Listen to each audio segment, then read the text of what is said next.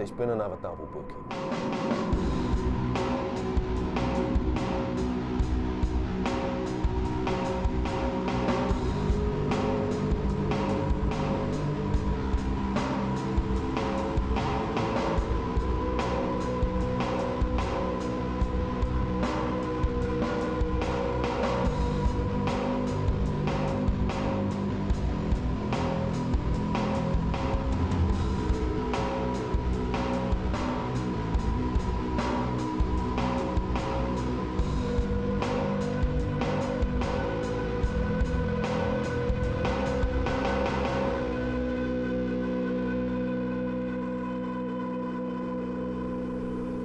Too much?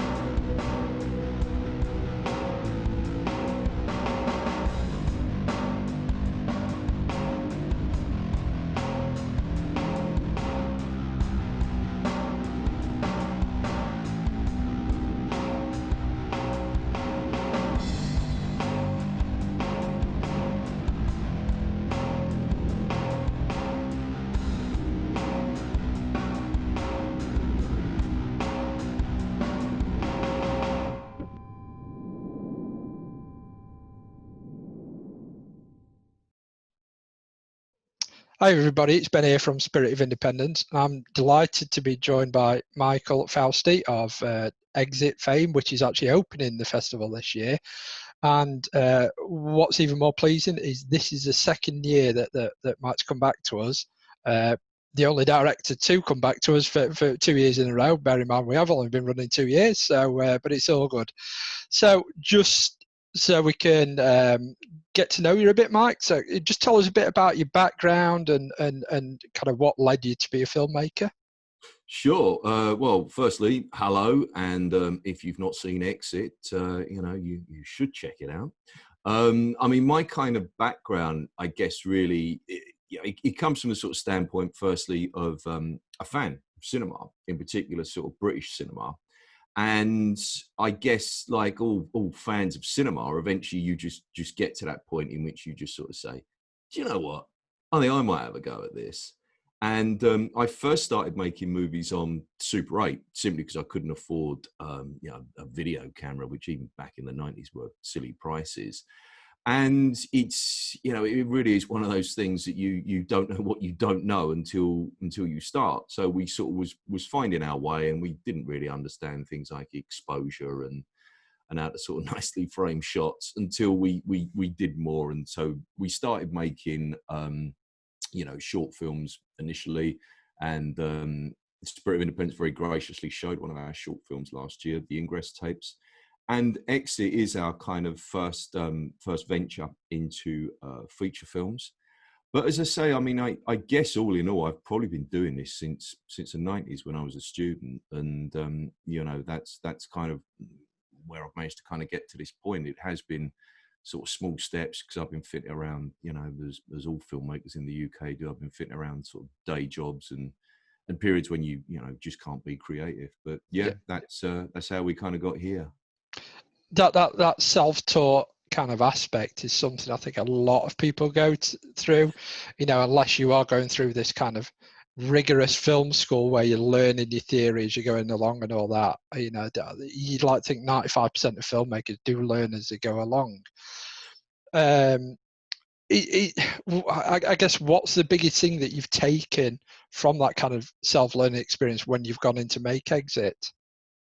I mean, there are a number of mistakes that you make, because everybody makes these mistakes. And I think one of the key mistakes that I sort of made very early on and therefore made sort of sure that I wasn't going to do again was pay attention to sound. Yeah. I made a film years ago and the sound was not great on it, and we kind of fixed it as best as we could, but it really was a kind of learning experience. Pay attention to your sound. So during the kind of filming of Exit, I got sort of Nick Burns on board fairly early because I knew that, as with any kind of sort of thriller horror movie, we needed good sound. And this is one of the kind of sort of key, I think, sort of learning aspects that I took from filmmaking was pay attention to your sound, because I think many sort of filmmakers fixate on the visuals, and, you know, it's a cliche, but it is true, you know, but that is only 50% of your movie. And then the other thing I think that we learned fairly early on was your friends can't act.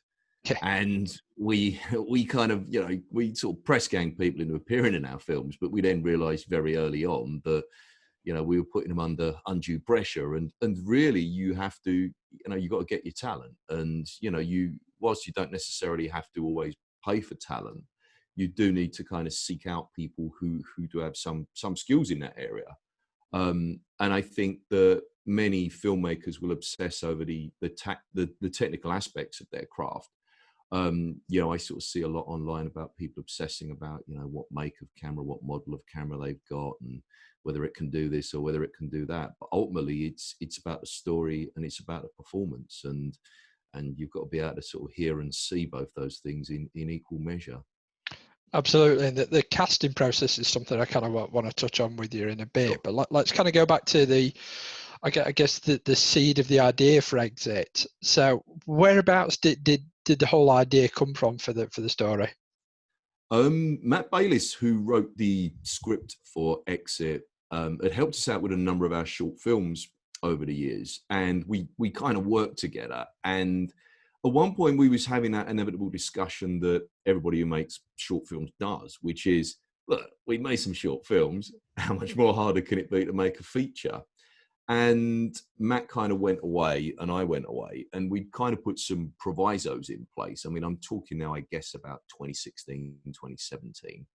And one of the provisos was it had to be a single location movie. I am sort of first and foremost a horror fan. I think many of my sort of favorite horror movies are actually, you know, these sort of single location movies that really play upon claustrophobia. Matt's idea that he came up with, which is the seed of Exit, was much more workable than the sort of overly complicated and convoluted idea that I had. And we went with that. But as Matt was writing, we were kind of going in the UK through the European election. And then the inevitable kind of result for, you know, what became known as Brexit. And that obviously did influence the writing. And from then onwards, I mean, I don't think we ever really wanted it just to be a Brexit movie, but I think it played such a large part in terms of the sort of context in you know, both social and essentially now historical context for what was kind of being explored within that house that the characters find themselves in that, you know, I think during the campaign for Brexit, and also one of the things about the movie I wanted to be very clear on, I don't want to come down on one side or the other, because the process and the kind of discussions around Brexit is far too complicated just to distill down to a simple yes or no.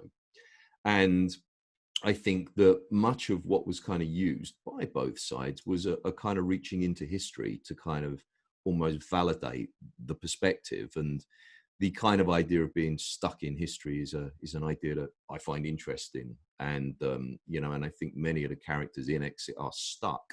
And so Brexit for me really reminded me of many of those kind of old sort of historical cliches that English people cling to. And I wanted sort of aspects of that in the film as well, whilst at the same time, I think making it, you know, entertaining and surreal, because surrealism is something that I sort of, you know, I enjoy, and it's kind of where I'm coming from. And some of my favorite directors, you know, like Buñuel, sort of are from that sort of surrealist genre. Yeah. And it's interesting what you said earlier on there about a single location and filming it in there. I think it's certainly, when you're talking to young filmmakers, it always feels like it's one mistake that they always make. Like, I'm going to go and write a slasher film, I'm going to set it in the woods in this old house and all this side of things. And that idea of simplifying everything, I always say single locations and many more characters. That's how you get a film made when you've got limited budget. Absolutely, and this is something I discovered sort of very early on, that, you know, every time you have to move, you lose time. Yeah. And every time you lose time, that's shooting time that you lose. So if you can just stay in one location, as we were fortunate to be able to do with Exit, your shooting day just gets that much longer. And as you say, with a small ensemble cast, you know, you're not really having to kind of sort of like continually have to inform people and you know, get them up to speed in terms of where you want them to come from. So, sort of during the filming of Exit, most of the time that we were working, it was with the 4 central characters. So Rob Adams, who plays Mo, who's an old mate of mine, he literally kind of came in and did his scene one morning. And Tony Denham, who plays Russell, that was actually our first day of shooting all of the Tony scenes. And sort of Tony arrived sort of mid-morning, and we put him in that rather cheap suit, and he sort of did his lines, and we sort of fed him some pizza, and he pretty much just nailed it straight away. You know, being a consummate professional that he is. But in the main, you know, the sort of heart of Exit is those 4 characters, and from a directorial point of view, it's much easier just to kind of work with 4 actors rather than having to continually have people coming in doing their parts, and it makes your shooting schedule much easier. And it's good that you talk about the characters there, because I want to kind of delve into the casting process, which you show quite in depth, and you talk quite a lot about in the making of Yes. Exit on the Blu-ray. And I think what impressed me the most, and I don't mean this as a backhanded compliment, but it doesn't matter how small or big your budget is, if you can professionalize your casting process, makes all the difference. So Totally. just talk through how you kind of went about the casting process. What were the stages that you did that kind of led you to the actors that you hired? Sure. I mean, we kind of, when you kind of sort of start writing and doing your storyboard, you kind of have a mental image of the kind of person you'd like to sort of play, you know, particular parts. And we kind of put together some character bios, or Matt Bayliss put together these character bios, and we used the casting platform Star Now. And we were kind of blown away by the response we got, particularly considering that we were, you know, it was a low budget project, and we kind of made, you know, no secret of that. And we then asked those who expressed an interest to sort of send in some self-tapes. And then from the self-tapes, we began kind of, you know, sorting out who we think would be best suited for the role. And we actually held face-to-face auditions in High Barnet in the winter of 2018. It was in January. And to be honest with you, you know, I think we were all just bowled over by the amount of, you know, incredibly talented actors and aspiring actors there are in the UK.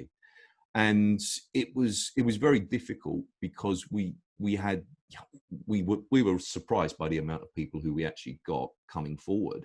So, for example, for the part of Billy, who was eventually played by, the part of Steve that was actually played by Billy James Machin, you know, we actually auditioned in person well over a dozen actors, all of whom were just, you know, really strong. And for us, we knew that we couldn't really cast in isolation.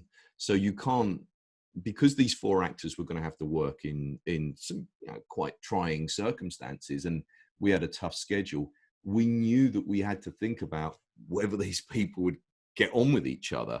And so we kind of almost, our producer Lou Nosbod has described it as a bizarre sort of dating agency approach. So when we were casting Steve, for example, we're thinking, well, okay, whoever we cast as Michelle, would they realistically be a couple? And if they would, what would there be their reactions to kind of, you know, the other characters? So we kind of ended up casting Tony Denham in the role of Russell last, because he was in some respects the most difficult to kind of cast, because I wanted somebody with some real presence about them, and a Londoner. And I was fortunate in that a good friend of ours, Paul Cockrove, actually knew Tony and said, well, look, you know, do you want me to have a word with him and see if he wants to do it? And we had sort of several phone calls with Tony before eventually, you know, we sort of ended up meeting him, and he agreed. And that really was the whole sort of process, that we had to have a bunch of people who can work together as a unit. rather than just simply casting people who are, albeit very talented in their own right, we knew that we had to kind of cast as a unit with this movie, because we were living literally on top of one another. We lived in that flat that you see in Exit for 7 days, together with a lot of the cast and crew. So basically we had to kind of get along, otherwise we weren't going to have a movie. It's a really key point, I think, and thinking about the chemistry between actors. If chemistry isn't right, and in particular in a film like yours, the whole film just falls down, doesn't it? Yes. That's a key thing. I mean, I'm still amazed at the performances we got from everybody. You know, I really couldn't be happier with our casting decisions. I just sort of think I mean, obviously there's a fair degree of luck in there as well, because, you know, all of these people seeing this advert and coming together, you know, we were extremely fortunate. And, you know, the nature of low budget filmmaking as well is, yeah, obviously you're not filming scenes in order. So you're kind of filming out of order. So you're having to say to these actors, so in the case of, say, Leonardo Sahani, who plays Michale, we're literally kind of sort of saying to her, right, this is a really emotional scene. We're going to have you sort of crying. You need to kind of get into this zone. So we'd kind of film that in the morning. And then in the afternoon, she's doing the kind of dinner scene in which she's got to be all kind of innocent and kind of like, you know, happy. And just being able to turn that emotion off and on, yeah, it amazes me, and sort of hats off to all actors who you know really are able to do this. But as you say, I think the chemistry is vital, and you know it does come across on screen. I think that these people did get on and really did kind of just slot straight into their parts. Yeah, no, it absolutely does come across. Let's kind of talk a bit about the actual production side of things. You mentioned a bit there about the logistics. You're all kind of staying in this flat and all that side of things. So just talk to me about the kind of, I guess, the key crew that were there, just so we can get a feel for kind of how many people are on set and how you kind of managed all that. I mean, on some days we had upwards of 16 people in that flat, and it's not actually a large flat. I'm always amazed at how much larger it looks on the screen than it actually was. It was, yeah, to be honest, it's a typical London flat in that it was something else that's been converted, and they've literally squashed 3 bedrooms and a corridor into it and a bathroom. Yeah. So it's incredibly small. And we had 1 week for principal photography. And so literally we did 7 days in that flat. And it was at the end of May, and it was one of those kind of sort of freakish Mays that we sort of periodically get in this country. It was boiling hot. Yeah. And literally, you know, it was airless in that flat. And if you actually look at some of the scenes, you can see the actors are just like sweating from here, because not only is there the principal cast on set, but we've got, you know, sound, we've got camera, we've got makeup, we've got runners, and then there's me trying to sort of look over everybody's shoulders and sort of shout action. And the claustrophobia that you see in Exit and the uncomfortableness is in part, you know, coming out of that experience of shooting it. And I mean, it was a really sort of like hot time for us. And the actors are, we're expecting 12-hour days on some occasions, and everyone is just drinking loads of water. And, you know, I'm still impressed that we managed to kind of sort of pull that off in 7 days, given the amount of people that we sort of squashed into a very sort of small London flat. And on top of that, you've got all this beautiful kind of surreal lighting in there as well. Thank you. And obviously it reminded me of 1 or 2 directors that I think you might know. Just talk a bit about that kind of setup and why you decided to go down this kind of like almost like neon type lighting that really kind of emphasized all this kind of turmoil that was going on.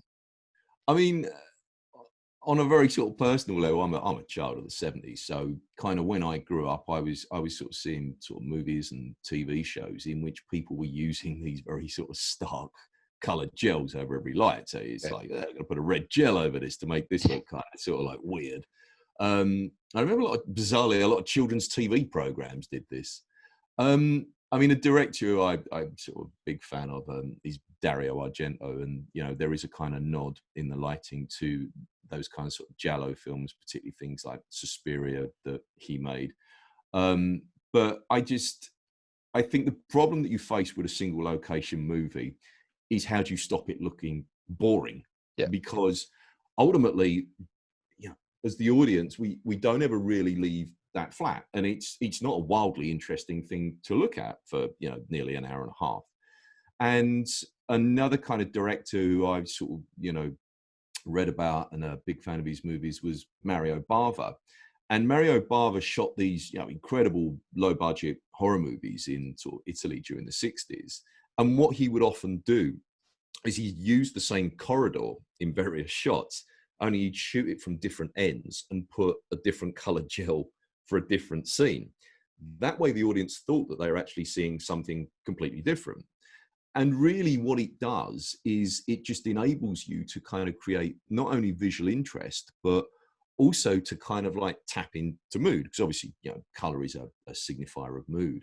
So what I wanted to kind of get across was, you know, a sense that this house was almost organic, a living thing. And whilst we were going to be able to achieve that through sound, you know, the kind of sort of rumbling drones and that you hear, it was kind of like, well, how can we sort of show that things are becoming more intense? You know, obviously performance will do that.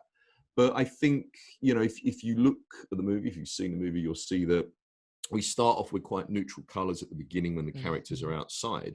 And we then end up in this kind of, you know, almost sort of Wizard of Oz, you know, candy colored nightmare as things go wrong. And I think that I also wanted to bring a slightly, what's a delicate way of putting this, a slightly sort of Soho 60s feel to it in terms of the neon and a slightly, I don't want to use the word sleazy, but a slightly sleazy feel to it. And I think that kind of the use of colored gels sort of managed to achieve that, you know, a sort of sense that things were descending into this sort of multicolored nightmare.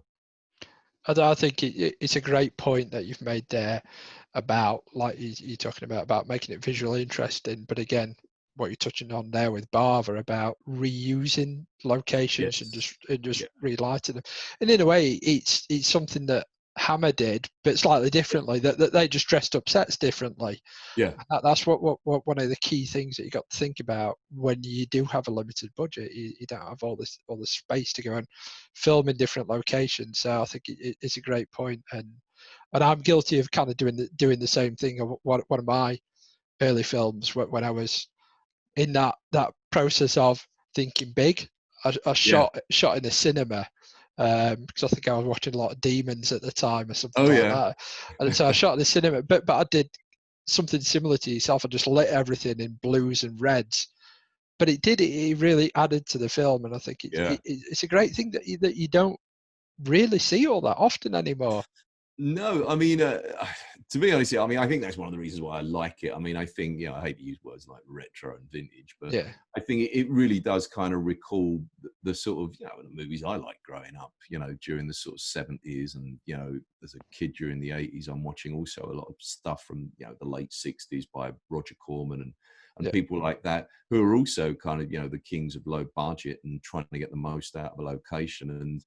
And I mean, ultimately, I think it's just something I quite like and find visually interesting, you know. Yeah.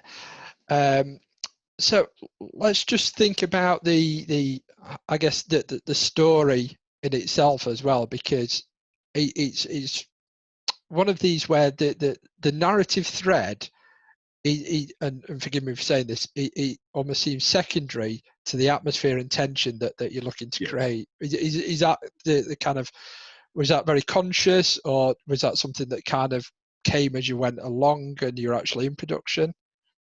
I mean, I think that I always wanted this to kind of affect audiences more on an emotional level, because I mean, in many respects, if you think about, you know, films that you really like or you really enjoy, the stories are often very straightforward. And, you know, there is this argument that in fact there are only actually sort of 9 stories, and anything that you're seeing is actually just a kind of variant on one of these sort of 9 classic stories. But I think for me, big films that I enjoy are really about emotion. You know, I'm a big fan of sort of road movies, and road movies are all exactly, you know, the same sort of story really, but it's about the emotion and the interaction of the characters. And I think that we did want to kind of like embrace this more than just a very kind of like, you know, complicated narrative in which all sorts of things are happening and people Yeah. are running around. And I think really, for me, I've always thought that, you know, we even as a kind of production team, we disagree over who certain characters are and what they represent. But for me, it was always more about the character of Michale kind of emotional journey that I think really for me was interesting, and I wanted to kind of sort of like explore in terms of direction. And yeah, I mean, it was about emotion. And if you think about any movie that you like, it's probably about the characters. It's not really the story in itself, but it's the characters. Yeah, yeah, and that's because I think for me, Michale has the biggest arc in the entire film. And if you just think about kind of the last shot where she's out on the road, compared to at the beginning where she's very happy-go-lucky and excited and all that, it is a massive shift there as well. And I think her performance really does kind of help that along. It's one of these where if you got somebody who didn't quite nail it, again, the film could have fallen flat because of that. Yeah, I mean, to be honest with you, I mean, just an incredible performance throughout. And Leonardo Sahani, who plays Michale, she'd never acted before. You know, she'd never actually done any acting before. I mean, I think she might have done something at school, but she was actually at university studying law. And just, I think, for sort of interest, had set herself up on Star Now and came along to the audition. And just incredible. I mean, literally, for me, I can remember the day we were on set and we were filming the scene in which Michale comes out of the bedroom, and her and Steve are kind of planning to leave, and they kind of go into the lounge, and there's this quite sort of intense moment between the two of them. And everybody on set was just actually starting to feel, because of her performance, in their chest, and you're actually feeling the emotion just coming off the two of them. And as I say, you know, for me, I think sort of characters and their journeys and their emotions, I think, are far more interesting than you know, stories, which, you know, by their nature are formulaic, and you know, you can't really complain about, you know, films being formulaic. But I think where you can actually generate interest for audiences is through, you know, performance and character and emotion and things like that. Yeah, it is. It's that emotional engagement that ultimately people want from cinema anyway. Let's talk about something that kind of, I think, complements the lighting and the performances, and that's the actual sound design. And this kind of not surreal, but this ongoing kind of score that's there, that to a large degree you're aware of it, but you don't notice it until it kind of hits those emotional kind of peaks and troughs. So how do you go about thinking, right, I want it to sound like this, and how do you kind of make that a reality? I mean, to be honest, I can't really take any credit for this, because this really is all down to our sort of composer and you know, sound mixer, Nick Burns. But I had a kind of sense that I wanted a sort of 90s industrial feel to the soundtrack. You know, I just didn't think that, you know, kind of guitars or an orchestral score or something a bit kind of John Carpenter-y would sort of fit here.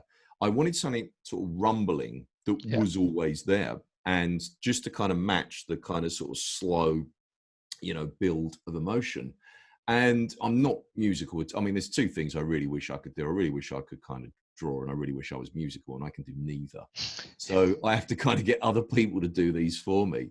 So I'd known Nick Burns a long time, and we were kind of chatting one day, and I sort of said, look, you know, would you be interested in coming on board with this? And Nick has been, you know, a musician and producer for many years. And we just kind of sort of started thinking about what would fit what we were trying to do. So I listened to a lot of sort of, you know, strange electronic stuff, like sort of, you know, Throbbing Gristle, and even some sort of Gary Newman things.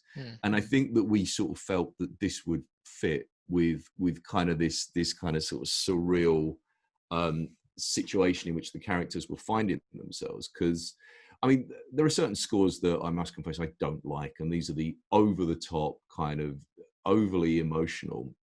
And what I said to Nick was I really wanted people to almost kind of sort of feel it, you know, within their stomachs, this kind of slow dread. So we explored drones, and Nick created a whole sort of series of drones. And one idea which is explored in Exit, but it's done with a degree of subtlety, is that each character kind of has their own drone, their own kind of electronic signature. And so therefore, you kind of just sort of get a sense of a slow build with some characters, such as the man on the phone character has this kind of sort of ticking drone that accompanies his appearances inevitably. And it's all about this kind of idea of sort of playing with things and sort of moving around the chess pieces.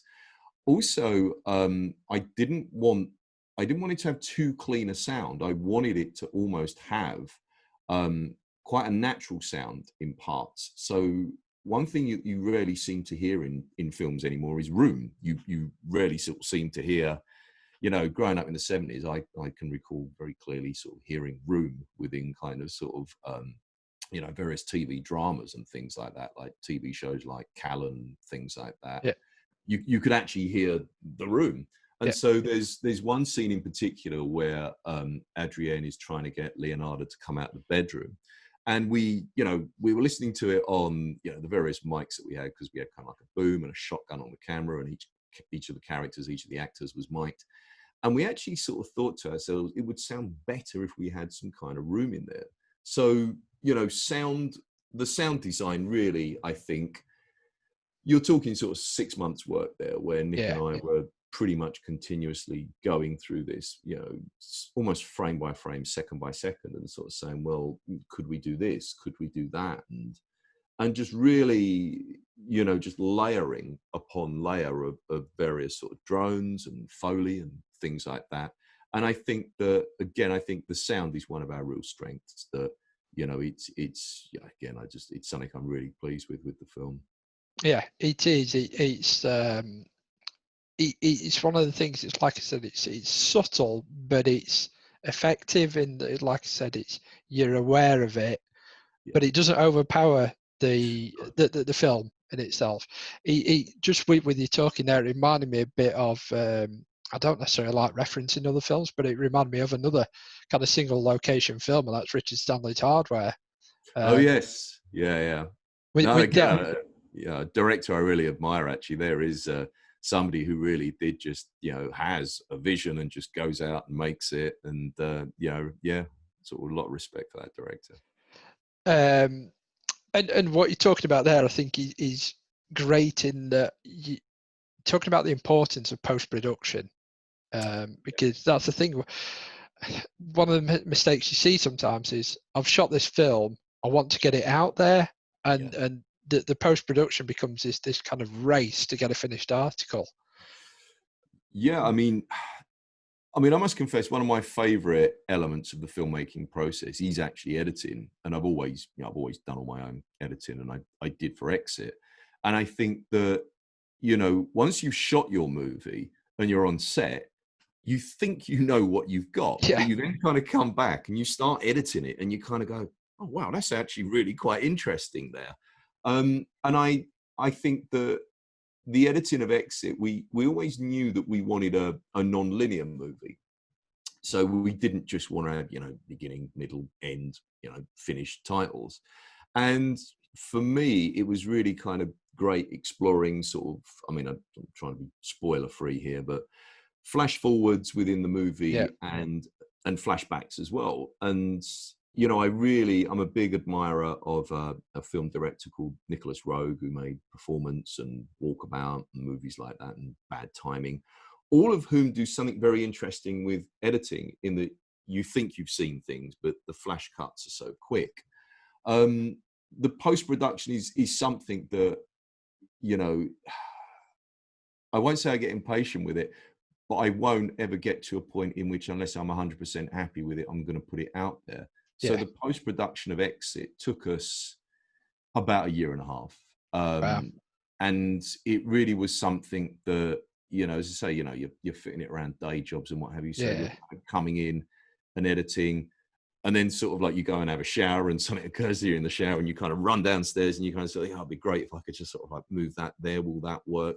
So for me, editing is as much a process of experimentation and moving your kind of pieces around. And I mean, it is that sort of old cliche of it that, you know, your editing is the telling of your tale. So you've shot your tale, which is your footage, and then it's how do you go about telling this? And, Yeah. and that for me is something that I am interested in. Editing as a process is something I, you know, could talk about all day, and I still read, you know, about sort of different approaches to editing, and I, you know, do enjoy experimenting with editing.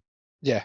When you nail a particular scene in editing or you see it come together, there's almost no better feeling. No. What's interesting what you're saying there about almost like a 7-day shoot, a year and a half kind of post prod. It's amazing that, but it does just stress the importance of it.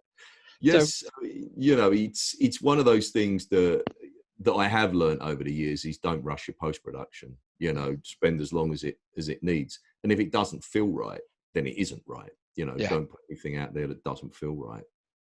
Absolutely. So now you've shot, you've edited for a year and a half. What I notice about yourself is you're very kind of focused and knowledgeable about the festival circuit, which is something that if you made your first film and you're kind of going out there, it's almost a bit of a roll of the dice. Yes. Yeah. Very much. One thing that I've kind of felt in the past is that you almost don't know necessarily when you're starting out, you almost don't necessarily know which festival is going to take my film, if that makes sense. Yeah. You need to find your home for your film. You need to find the right festivals. Yes. So what was kind of like, how did you get into that flow of knowing the festivals, knowing the home for your films?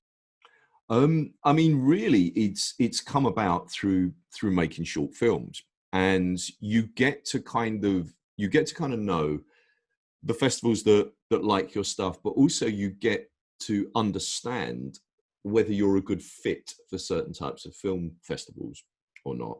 And in many respects, you know, it is always going to be a roll of the dice, but ultimately, you know, often through experience and just submitting to loads of festivals and then, you know, not getting that many responses back, you come to realize you have to be targeted with your responses.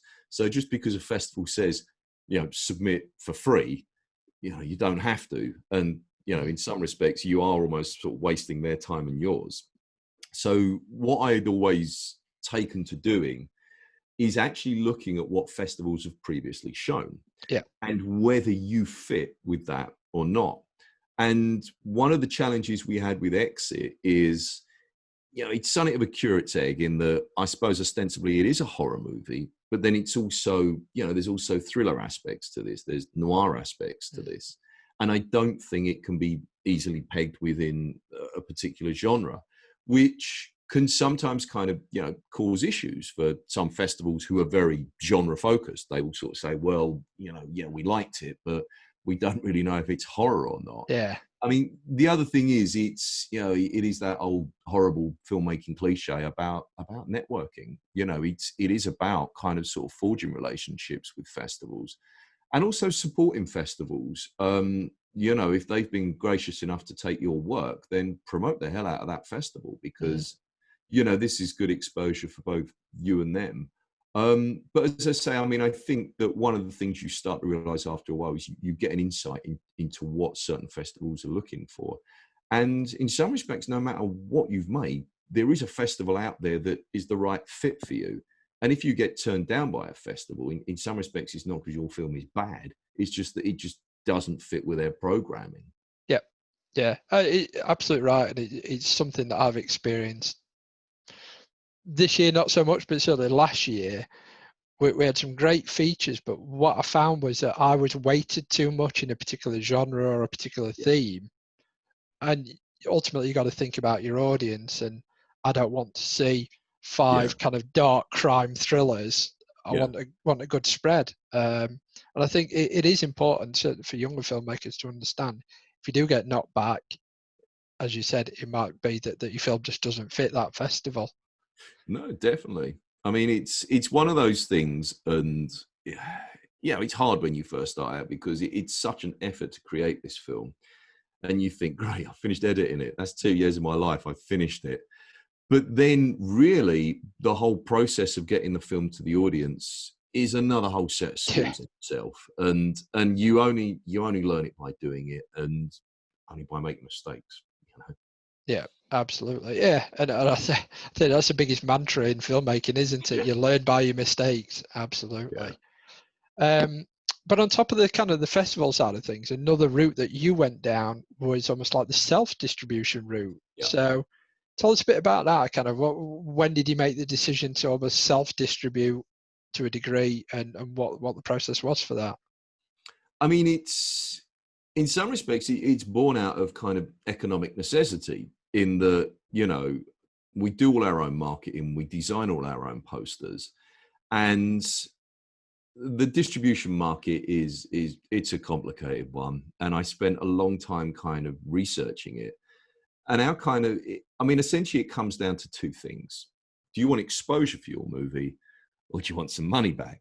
Yeah. And for us, because, you know, we essentially self-funded Exit, we got to get some money back to be able to kind of go forward and Yeah. sort of make future projects. And so it is a kind of, it's a tricky one, because obviously, you know, it would be great to get your movie into every supermarket in the country, but often you're not getting as large a return as you can potentially through self-distribution. One of the other kind of like issues, particularly for British filmmakers, is the BBFC. So you've got to get your movie certificated. And of course, whilst your distributor will do this for you, this is often, it's a large chunk of money, which of course comes out of your end as a filmmaker. And so once we sort of weighed all these things up, we kind of sort of thought, well, could we self-distribute with a view to kind of reclaiming at least some of our budget to enable us to move forward and make other things? And I think that a kind of sad consequence of the sort of streaming world in which we now live is the amount of distributors, independent distributors that are out there are shrinking year on year, which means as an independent filmmaker, there's just not that many people out there who will take that risk on you, because you are a risk. You know, why should somebody who doesn't know you kind of invest several £1,000s to promote a movie that nobody may want to buy? It may have done well on the festival circuit, but does that translate to sales?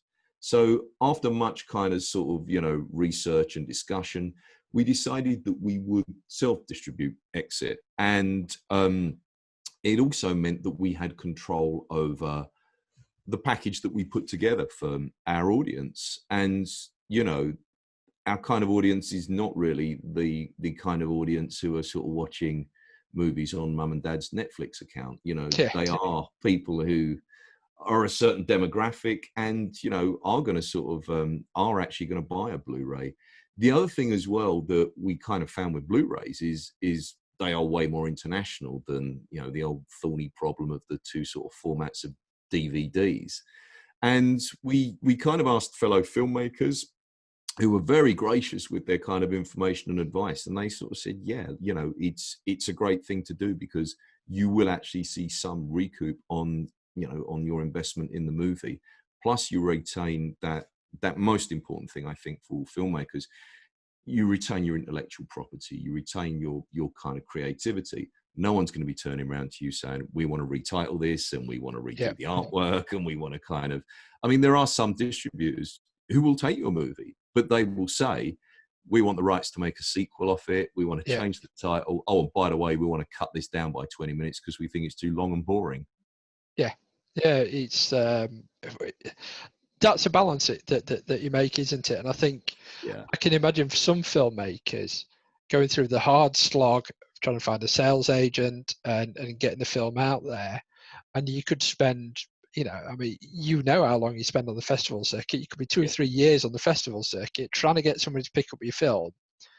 And by the end of it, you could be that sick and tired of it that you don't even want to look at self-distribution.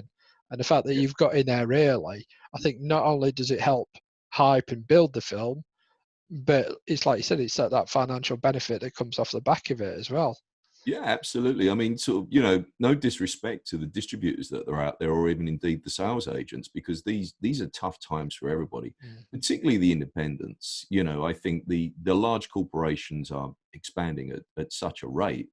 And, you know, we've seen this before in filmmaking, that, you know, the big studios and the big distributors shove out the smaller individuals. And I think that this is a tough time for distributors. I mean, it's a tough time for everybody. You know, Corona has sort of clipped many people's wings, not just in the creative industries. And I think that, you know, no sort of disrespect to distributors and sales agents, but we just kind of felt, given the situation with sort of, you know, COVID-19 and lockdown, that now might be a kind of good time to actually sort of like, you know, get the product out there and just see and take a chance. And it's actually worked pretty well for us. We've put together a nice kind of collector's package available from Fausti Films. And, you know, we've had some really positive responses to our self-release, which is, you know, been really good to hear. It has. It is. It's a fantastic package. And I think, thank you, you've put it together with you as a film fan in mind. If I want physical media, what do I want in it or with it? And I want this. So for people like me, it just totally hits the mark. So that's great. Thank you. I mean, to be honest with you, I still like physical media. Yeah. And I think that what is always worth saying is that streaming media almost kind of, it restricts your choices, even down to kind of algorithms and things like that. But if you really want to kind of catch some interesting indie cinema, and there is still a lot of it out there, do actually kind of like, you know, do actually search out the indies who are kind of still distributing on physical media. Yeah. For us, we can still make a profit from physical media. Streaming, we can't. You know, really, this is strangling the creativity of the indies, because, you know, I'm not going to name any names, but there are some streaming services out there who are paying 1 cent for every hour streamed, which just isn't going to work for us, you know. So we have to kind of go down this route of physical media. And it's something I talked a lot about with Tom Seymour, who made VHS Massacre. Yes. Exactly this point. Streaming services, if you imagine back in the 80s, when video shops were about, they needed content. So everyone was piling in, making films. It was great, and it was filling the shelves, and you could get stuff made, but you had to shoot on film. Now we're in the age of digital, which is great because everyone can go out and shoot stuff, but there isn't the home for it at the end of it necessarily. We need to find that happy medium of a format that everyone can go out and shoot on, but then there's somewhere for it to go and people to ultimately see something off the back of their work. I mean, it's a kind of sort of interesting situation we find ourselves in that anybody can go and make a film, but it's really hard to let anybody see your film. Yeah. And even if you are going to go down the route of, you know, all right, I'll put it out there for free, you can watch it on YouTube. That's great. But then how do you make your next one? Because this is really where we are. And this is why, you know, thank you for, you know, selecting Exit and showing it the Spirit of Independence, because without festivals supporting us and getting the word out there, we can't make any more films. You know, we really do need that kind of income to enable us to sort of move on and do the next one. And this is why I'm a big fan of film festivals. You know, even if, you know, I've not got anything showing, I go along to festivals, and, you know, even the virtual festivals, I'm always going to be a big supporter of, because these are still the places where you can get to see stuff that you won't get to see anywhere else. You know, I think people's worlds are shrinking, and we're not really realizing it because we're seeing so much from the comfort of our homes. But what we're actually seeing, ironically, is a limited choice. We're not seeing the kind of outsider artists and left field material that is out there. Instead, we are just seeing a very constricted, you know, potential sort of set of dramas and films, which can't be a good thing. No. And I think going and viewing festivals, I think is a nice note to kind of help wrap us up now. So from my perspective, it's great to have you back. You know, hopefully next year we'll be back in a physical venue. You can come back again. That'd be great. We'll do it 3 years in a row. It'd be great.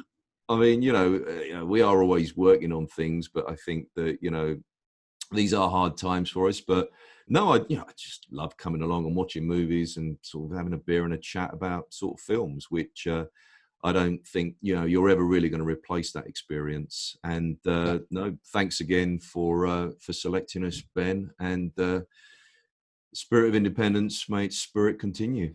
Fabulous. Thank you very much, Mike. And hopefully we'll speak again soon. Cheers, mate. Take care. Bye.